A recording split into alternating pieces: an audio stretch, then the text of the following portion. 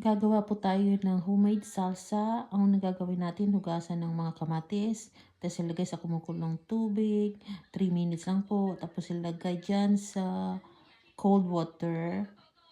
Yan po, lagyan natin ng ice para hindi siya tuloy-tuloy maluto. Tapos, ayan, balatan na natin.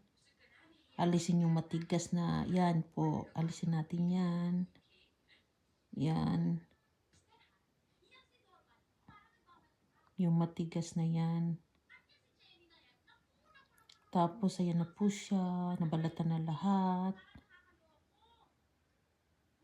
Yan po, lagyan natin ng bell pepper.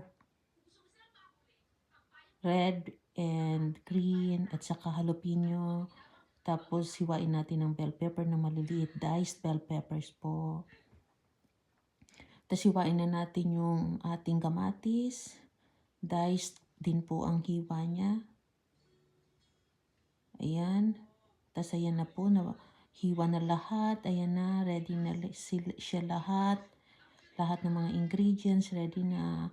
Pag inalo-halo ko na po siya sa isang malaking kawali. Ayan. Halu-haluin na natin. Pagkatapos halu-haluin po ay ayan na po. Nahalo na. Lulutuin na po natin siya. Isasalang na natin siya sa apoy. Lutuin na po natin siya ng mga 10 minutes. Ayan.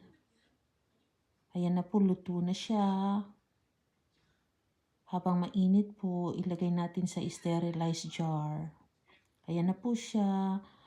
Sealed na po siya. Sinil ko po siya ng 15 minutes. Thank you for watching guys. Homemade salsa.